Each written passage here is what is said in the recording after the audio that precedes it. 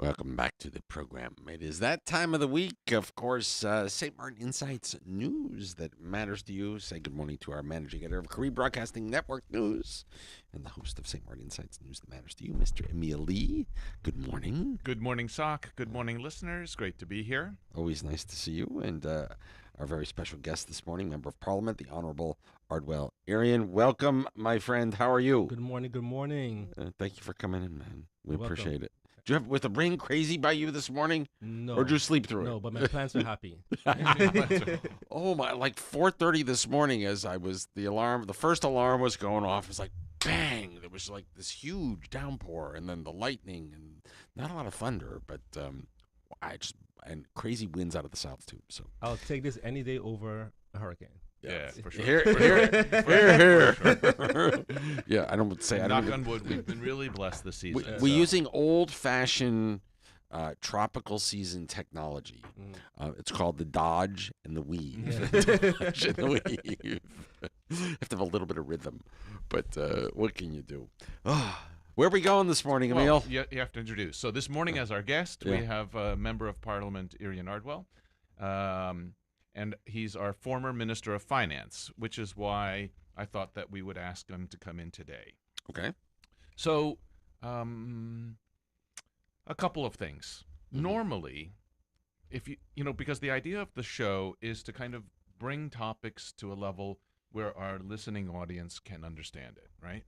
And there's been a line of questioning that I've been trying to put through in the Council of Ministers press briefing, but I don't know if when they have one. When they have it, yes, correct. They've been canceling a lot. Last two or three have been canceled. A lot for the year. Yeah, for this month, there's been one for the month last month. So yeah, and none this month yet. So, families and businesses have to operate and live within their means. So whether a family has a formal budget or not, the reality is every family has a budget, yes. right? They have their income, so that normally is from salaries or pensions or whatever, and then they have their expenses. And the reality for families and for businesses to a different degree, but especially for families, and everyone feels it, if your income's too low, you need to adjust your expenses. Spend less. In order to make it match, right? Or increase revenue. Right, or increase revenue. And, in that system, there's no... Get a second job or something, right? Borrow money So there's no sort of cushion, let's say. You just have to do it, right? Okay. But then you look at governments around the world, and actually, Sock, we follow the news. The United States government is currently in, its 15th day of shutdown now because they have a budget debate. So no matter the size of your budget, governments never seem to be able to stay within their budget, right? And St. Martin's no different. Yeah. Okay. However, St. Martin has and it's actually, I have to commend the Prime Minister yesterday. He gave a speech, I guess, at the Governor's Symposium, and this is where my line of questioning was going towards him last week or the week before. Is the government structure too heavy for the size and population of St. Martin? And I think, again, to his credit, yesterday, I read bits and pieces of his address. Right, and I will read a little piece of it. And he says, "We have built a system that looks impressive on paper, but financially and functionally is too heavy for our population size. You cannot build a nation without a professional treasury, strong human resources, and a balanced budget that reflects our true capacity." Okay, so kudos to him. But in the previous Council of Ministers, he says, "I'm the 8th Prime Minister. No one has ever balanced the budget." Which isn't true. Which is okay. So why do you think we're going to balance it now? So he also said that he's not going to, let's say, lay off people because it's a sensitive topic. But in his speech here, I don't necessarily think he was speaking just about the civil service. He was talking about the institutions that government also, let's say, support. So audit chamber, because of the structure, you have what they call these higher councils. Yes. And they also cost money as well. But it brings the question of is the government size too big? I mean, imagine if Saba and Stacia had decided, okay, we're also going to go for the same constitutional status as St. Martin, and each of them would have a parliament and a council of ministers and all of the higher councils. It's just not affordable. Mm-hmm. Clearly, Saba couldn't handle that structure. How do we know? I mean, it's been 15 years since 10-10-10. How do we know if this structure is just too heavy for the country? And so you, as a former Minister of Finance and a Member of Parliament, I think it'd be interesting to get your feedback on that. So I believe the structure not working becomes too heavy. Okay. Because let's say you have and we have to question some things. For example, we have, I think, for a small country, we have probably the most outside control mechanisms. So we have the audit chamber, we have the ombudsman, we have the integrity chamber, we have the council of advice. I believe I'm missing one. The SARE. The SARE. So we have a lot of advisory bodies that kind of do the same thing, right? But are they that expensive? Yeah, so I think one. Well, time is money, No, right? but I And the think- more you have, the longer it takes, right? The process slows Yeah. down. But I look at the one that I remember. I think integrity chamber is close to like maybe 3 million, right? Okay. And that's a smaller one. Mm-hmm. So everyone else just gets a little bigger, right? But what are you talking about? You're talking about, and you're talking guilders. Yeah. So you're talking about there's, let's say, 6 different councils. Let's call it 3 million a piece, right? Something like that. So let's call it, round it off, 20 million. Yeah. That's, I mean, don't know. 20 million goes a long way on the island. Yeah, okay. Infrastructure wise, school wise, teachers wise, 20 million goes a long way. But I don't think that's what makes the whole structure, No. unaffordable. I think if you look at the size of Parliament, I mean, no offense to you sitting here, but the salaries of parliamentarians, the whole structure, the travel costs, I think how much is the budget for Parliament? So we could. I would say this. I mean, I look at, and we did it in COVID already, right? So in COVID, we reduced travel. It's like going back to what you said. If the government complains now about money. Mm-hmm. Every press briefing that we've had for the last year, every single one, any question you have posed, the answer is we don't have budget, right? Right. Every single question. Right. But as a government, you're not doing anything to adjust that. You're not doing anything to say, okay, you're not cutting costs for sure. Mm-hmm. All 3 ministers went to the UN, New York, Washington. The travel has not decreased; it has increased. And they all flew business class, which Yes. makes me bananas. So what is the government doing to show, hey, we're going to do our part to reduce our costs? Because yes, you could complain about you could complain about the institutions. When you were there, and we discussed this also, we did the vehicle tracking. So they could just do the things that we did in the past. Right. And that was what, 8 years ago? Mm. I think you're the first one to do it.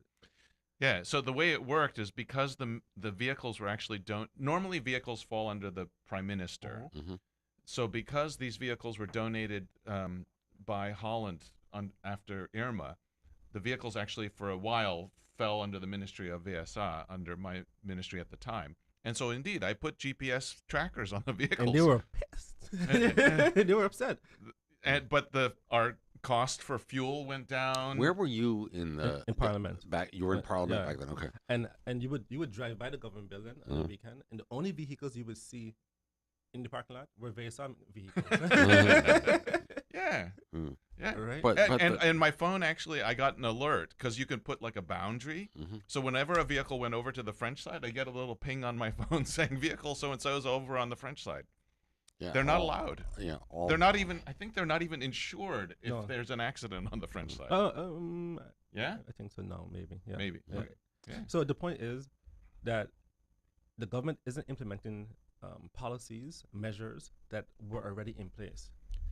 Things that were effective. Yeah. See, as I think back to this discussion, this topic, right? But I honestly want to, so even on top of, let's say, the vehicle tracking, when we were there, we added to the vehicle tracking. We started to track fuel consumption. Because at that time, they had gas bonds. Mm-hmm. And I was like, guys, we're not controlling gas bonds because it's too much physical books. All right. So, and then by the time we check it, it's a year later when you're doing audits. So we cut the gas bonds. And so every vehicle now has a card. and you be limit to be even change the policy to the amount of gas you could put on, because previously persons would use a gas bond and fill up their personal vehicles or their friends' vehicles. So we reduced gas expenditure, I think it was by at least 60 to 70%. But every month we did controls. I heard they stopped. So every month we would send the gas data to all the department heads to say, hey, why is this vehicle? So 7 of you have the same job. Why is this vehicle an outlier? Why are you spending 3 times more gas than this vehicle? So it drew accountability. Okay, Sure. but MP, since we're talking about And vehicles, the phones, we cut down phone costs by more than $1 million a year. wow. Yeah. Listen. So since we're on the topic of vehicles, normally in private sector, I mean, because obviously police officers need a vehicle, the building and labor inspectors, they're supposed to be out on the road all day, right? But like department heads, like what we would do is say, okay, use your personal vehicle. If you have to do it for work, you need to keep a log with where you went, why you went, how many miles you drove, and We'll then we reimburse pay you X, like whatever, 20 X. cents per mile, I'm gonna give you an and just example. reimburse you. I give you an example, right? This organization doesn't. My vehicle is owned by me. I use it all the time for work. But the company doesn't own the vehicle. It takes me to and from work. Um, why, if I need to go see a client, listen, to be really honest, it would be more challenging for me, right, to keep track of the mile that I drove, to the 2 3 miles that I drove to see a client and back, and then submit an expense report. So I don't even bother, right? But I own my own vehicle. I own the company, right? So why is there this perception that that it seems like the majority of our ranking civil servants all have a vehicle, and isn't most of their jobs physically in the office? So I don't think so. I know for sure SGs and some department heads, but I also think that that's okay. So I don't think the majority of the high ranking, also majority, abuse the vehicle policy, right? Because the salaries for some civil servants aren't the best either. So it's like let's say one little tool that you have that you can say, hey, we could also give you a vehicle. So I don't think the abuse is with 7 vehicles. Or could we have 7 SGs, and there are a few. Oh, but there's a lot more. And it makes me nuts. I think the abuse comes with the non-high ranking civil servants, and that's why when Emil was minister, you saw them parked up. That makes a difference, right? But when you target the majority of vehicles, but like I said, it's not just it's. But why not just change the policy? Say, look, use your own vehicles. If you use it for work, log the miles, and we'll reimburse you. Then government doesn't have to worry about abuse on fuel. Doesn't have to worry about the maintenance costs on the vehicles. If you don't take care of it, then that's on you. Yeah. We pay you per mile. The amount of vehicles I see when you see school let out, the amount of L plates you see there picking up kids, I'm like, clearly nobody's watching, right? So either way, you're right that if we have a budget issue, we have to take up certain measures. Right. We have to make cuts. Right? See, it goes back even to like a bigger topic in my mind, because, and I think it goes back to the original question that Emil posed to you: is our structure of government the right structure? Because when I look at St. Maarten, Dutch side is how many square miles? 12, 13, something like that, right? We're a small town, just about anywhere else in the world. I think 16. Yeah. Still, okay, we're still a small town, just about anywhere else in the world. And we have this huge apparatus. What's interesting? If you look at all the reports by the Netherlands, not by us, they will say the report says our justice ministry. I mean, you were there. It's too small. The Netherlands, still currently they're saying we don't have enough employees to fill the justice ministry. Well, justice, maybe because you're including police officers, you're including immigration. Yes. We're down by like 50%, which tells me that the structure is the problem, right? Because I can't imagine. Okay, so when you use the small town comparison, right? Small towns all have police. It would be interesting to have an idea, how do we compare to similarly sized towns, perhaps in Europe and in the U.S. in terms of number of police officers? What we don't have in small towns are immigration and border control officers. Yes. So I get it. That's on top of. But something seems horribly broken, because I'm willing to bet, and this is just a guess, that our largest employer on the island is probably, and on the Dutch side, is probably the government. Probably. Yeah, But I mean, and I think around the world, even in the U.S., you look at But U.S. is way no, bigger. but I think in most countries, the civil service is probably the largest employer. But I think we're looking at it a little wrong, Uh-huh. because we wouldn't be having this discussion now if we had the revenue, right? So if we were actually collecting the revenue, we would not be sitting having this discussion. At If home. the budget was balanced Balanced, and with government was actual cash, functioning properly, right? right? So I think we should be looking at GDP. We should be looking at the central bank and saying, hey, something is wrong because our population has grown, right? There's more businesses, but our budget only grows by like 4 or 5% every year. We've had the same budget almost now for 10 years. Yeah. So I don't- something's wrong. Yeah, and the thing that I keep coming back to, right? When we were talking about Airbnb earlier off the air, vacation rentals off the air, I think we could fix to the tune of several million guilders a year. I think the estimate SOC is 13 million. That's a That's lot huge. of that's a lot of money. Yeah. If we had an extra 13 million guilders show up huge. because everybody was paying room tax like they should be, Mm-hmm. and it put everybody on a level playing field, we'd solve a lot of our problems. That would be huge. So, what are we going to do to fix that problem? What are we going to do to work with the not just the local vacation rental folks, but the international services like Airbnb, like VRBO, like Home Away. There's a whole bunch of them, Mhm. right? We need to establish agreements. Booking.com. Even Expedia is renting Right. villas and things. we need to. We need. Expedia is VRBO now. Yeah. Also, yeah. So, but we need to create an agreement with each of these agencies that, listen, if you rent a place here, you collect the tax, you add it on the top, and you send it in once a month. It starts with legislation, Mhm. right? Because I met with Airbnb in the US. I remember. This is why I bring it up. Yeah. I remember you started this. And so we started the process of legislation. Because if you look at the front side, if you have a vacation rental on Booking.com, Mhm. they pay taxes automatically, Mhm. right? So the model is there. It just starts with legislation, or we could look at a system, let's say in Spain or in Europe, where you have to pay for a license just to have a vacation rental. Yeah. It's very cheap. It's like maybe $25, right? Right. But then we know that you have a system, and then you announce that, hey, everyone else that does not have a license, this is the fine, and we're gonna come after you. See, what I struggle with here is we don't do a particularly good job of enforcing anything. No. The only thing, let me finish. Yeah. The only thing we're good at enforcing, MP, It's are the people that actually are in the system paying their taxes. We're the ones that get the crazy assessments. Yes, but then once you have the legislation, though, Airbnb complies because they want to comply with the law. So if you have the legislation in place, Airbnb, Booking.com, they will comply. And, Yeah. legis- They and want to legislation issue- comes from where? Government. Yeah. In From this case. Parliament or government? Both, but say in this case, it will Comes come from government approved by Parliament. We could start also, but this is a very big legislation for one individual to do. They have all the data.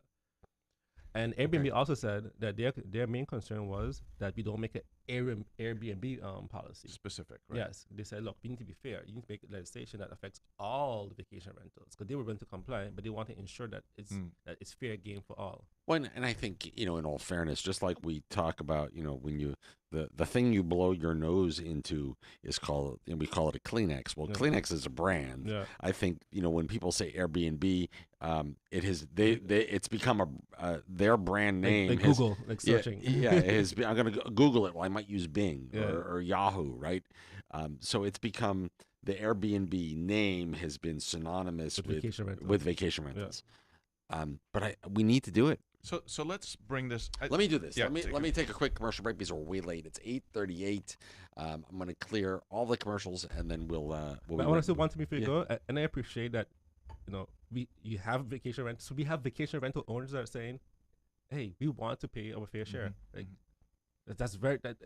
You listen, I have them, and Jennifer from Jennifer's Vacation Yeah. Villas runs it for me, and she pays the taxes get paid every month, and I know a number of Airbnb or vacation rental owners that all pay their room tax. Perfect. But that's the way it's supposed to Yeah. be.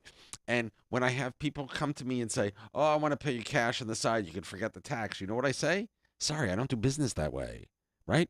First of all, Kudos. I'm way too high profile Yeah. to do that. I'm not going to get caught doing something stupid.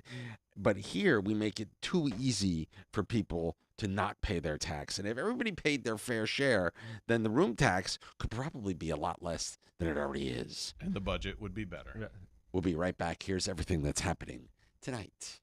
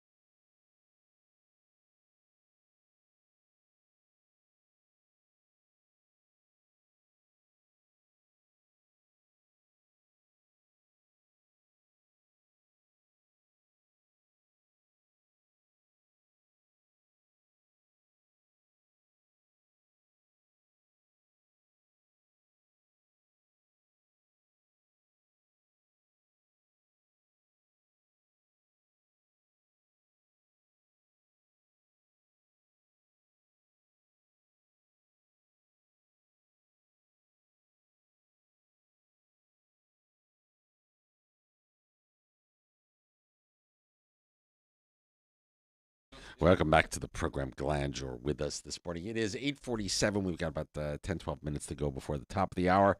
Of course, Emil Lee is with us. Good morning, sir.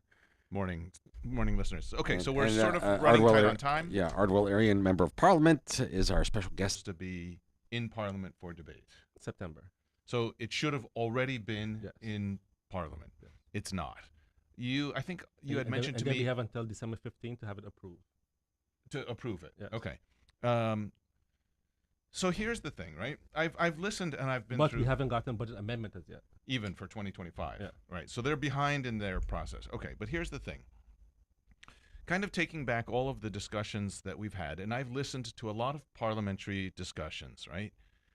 And personally, I think that the way that members of parliament approach the budget discussion isn't constructive, isn't in the country's interest. So I would like to actually ask you to consider a different approach. Take the budget they give you, basically just toss it. Okay. So they're gonna present you a budget between 500 and 600 million guilders, right?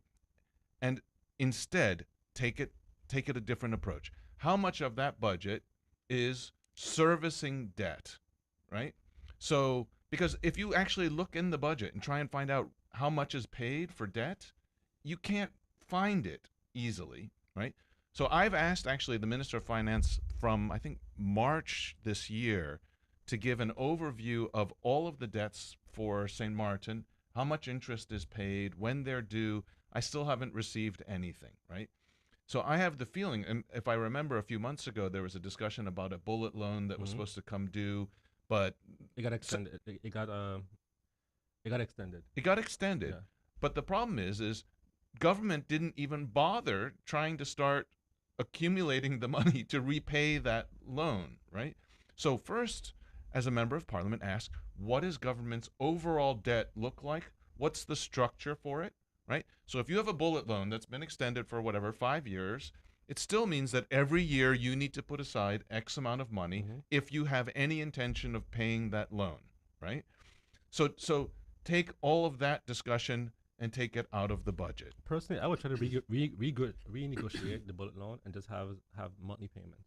Okay, so whatever it is, but what I'm saying is take a different approach to the budget, right? How much of it is for civil service? Salaries, yeah. Right? They do it per ministry, but they lump it into, I think, what are they? Materials and personnel costs. So they tend to lump things together, right? Each ministry. So, but what is your overall personnel cost, right? How many vehicles do you have? What do you actually? So try and break them into more understandable parts, because the way the budget's presented, it's very hard to have a business-like discussion. Yeah, and right? also break it down for the average person. to Exactly. understand. Right. Well, it seems to me like when we think about the budget for the island, right? We're going to raise X guilders in revenue. Of the X guilders that we raise, we have the following costs that we know are fixed, right? All of the personnel, all of the benefits, all of that stuff that's fixed that I can't change. So I take the 500 to 600 million guilders, less the costs that are already sunk, if you will, and then what's left is what I have discretion to allocate to others. Exactly. And as part of those sunk costs at the top, has to include all of the debt service for all of the loans that we have. And that means whether they're payable monthly or they're payable 10 years from now, I should be setting aside the actual cash in a bank account somewhere, so when it comes time to pay the bill, the money is there. So if you look back at 2025, and I guess you could look, let's say, for an average for the last 3-4 years, in 2025, we did 16.8 million in the principal alone for the debt, and 26 million went to interest, and that's maybe a little understated. But I will bet it doesn't even include all the debt. Like, for example, I don't think that includes the amount that government owes to SZV.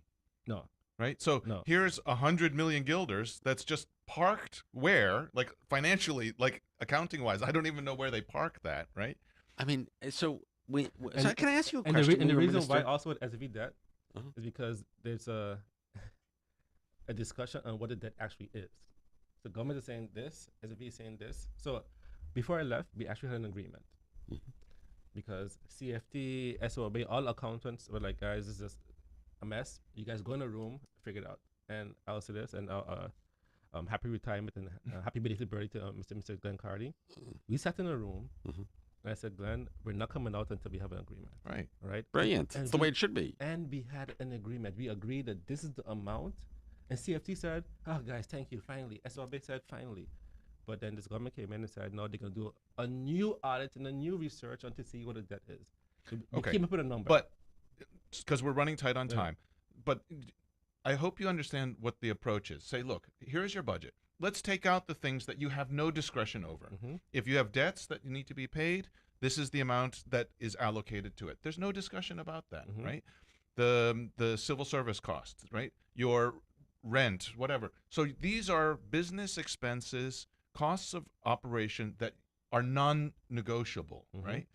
And then Here's let's what's see, left we can this is spend. what's left, right? So now out of this, you need to pay your travel costs, the vehicles, all of the things that you have some wiggle room on, right? And now you can make positive decisions on this amount. Exactly. Yeah. And perhaps also what's out there in unpaid taxes. What's your strategy for compliance? And if it was a business, I'd say, okay, look, if you have X millions of guilders out there, I want to report every month how you're doing on collecting that money. Because trust me, if SOC has money out there for advertisers, he's going to be on it every day to make sure his advertisers are paying.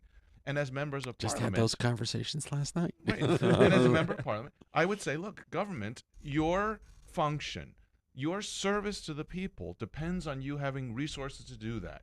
You say you have this much on the street, show me monthly what you're collecting. How you collecting it? Right. So I'm saying take a different approach to the budget discussion. I'm going to take that approach and mix it with my own and just hope that I get answers. Okay. Hope. So because we're running short, I have one more thing that I will. I have. Can I ask one question? Yes, quick. So when you were Minister of Finance, could you actually see a comprehensive picture every month? Here's my balance sheet. Here's my income statement Not clearly, no. No. And I'll say also another issue that we had at that time was a lot of previous debts in terms of not necessarily at a bank, but persons that there were certain persons that would give jobs out and not properly have advices done. So then, So your payables. yes, we would always suddenly see a bill for 200,000 guilders. But where was this? Where's the advice for this? Right. So there's at least 3 million guilders owed, for example, without proper advices being done. So we were very strict on this, and that's why I'll give kudos to Emil when he was there. He probably was the ministry that used AIMS the most. So everything was digital, and I followed that same process. And I was very strict on saying, "Hey guys, you have to use AIMS." What's AIMS? It's the digital system that tracks all advices, basically all payments, so everyone could see. When you say advice, do we mean So normally the way government works is paper. if you want to execute something that requires money, an advice needs to be written. It needs to get a legal opinion. It needs to get a financial opinion. So it's got it. It's Okay, like understand. like approving a purchase order process, kind of. Got it. Yeah. But that was fully digital. It was one of the Yeah. only ministries that went from the lowest point up until the minister fully digital. So we could see exactly and track all payments. So when I was there, we got education on board, finance was on board. So if every ministry just adopts and executes in AIMS, I guarantee you we'll see even better financial responsibility. But even with that, with the way the government structure is set up, it's hard for you as Minister of Finance to have a good overview. Yes. And that's what I'm saying. Take a different approach when the budget comes with that helicopter perspective. Force them to give it to you in a way that the average Joe can understand, and that you can also say, okay, look, your discretionary amount is only 10 million guilders. So are we going to stop traveling? right, Are we figure gonna out do how you're this? going to Yeah. fit Right. in that budget. You got 3 minutes. Okay, Go so for it. last thing. So one thing, and because I was involved before with the general health insurance, or what they call the SAHA now, right? That's also supposed to come to Parliament this year It had to because a they're month trying ago. to get it approved for next year. And SOC, again, you know it. Any insurance company that's going to come with selling an insurance product, the first thing they're going to do is get an actuarial study, a financial report a projection that will show you, based on the policy that you're selling, this is what your financial picture is going to look like. I do not believe that they have done that. No, and I don't believe that either, because I don't think within the Council of Ministers they're on the same page. I don't think the Prime Minister believes in the SAHA as it is now. And so, again, I think if I could make the suggestion to you, get ahead of this, because what's going to happen is it's going to come to you November, and it's going to be with a gun to your head that says, look, Parliament, if you don't approve this, the whole financial system is going to collapse. I doubt it's going to be here this year. But regardless, I'll tell you, Aruba, Curacao, the one thing they said is, if you understand only one thing about what happened in Aruba and Curacao, is make the package as painfully basic as possible. As basic as you can. No dental, no eye. Get your finances in order. Once you see that it's stable, you can always add to the package. There isn't a politician alive that will ever reduce that package once it's in place, because they're going to be the bad guy who took away services, right? And I do not believe that's the direction they're going. So as Member of Parliament, you can actually invite in the equivalent of SZV from Curacao, from Aruba. Ask them to come into Parliament to, I don't know what, testify or educate the members of Parliament. What happened to their system there? Why didn't it work there? Or what are the issues that they have there? What worked, what didn't? What advice do they have for you? And again, Saka and I, we keep on saying it. The good thing about being late, you don't need to be smart anymore. You just need to copy what other people have done. Copy paste. So my suggestion is, do not wait for this to come, and then you're going to be under the gun last minute to approve something that in every country, healthcare cost has been one of the biggest burdens for a country to bear. And St. Maarten hasn't shown, right? No. Everything we've been talking about this morning hasn't shown that it's got that great financial discipline to manage those costs and those expenses and revenue. So please get ahead of it for the general health insurance. 100%. I'll do that for sure from my end. But one thing for sure is that we need something, because at this current trajectory, it's going to be. I think it depletes in 2029. Yes, it's around the corner. Yeah. But making it worse is not a solution, right? Emil Lee, yeah. Thank you, sir. Thanks. Thank you for this week's St. Maarten Insights, news that matters to you. Member of Parliament, Ardwell Irion, always a pleasure to have you in the studio. We should do press briefings on Thursday from the studio. Hey, okay, listen, I'm more that we can invite everybody. Invite all the council of ministers. A minister a week. Yes. Listen, I'd love to have everybody.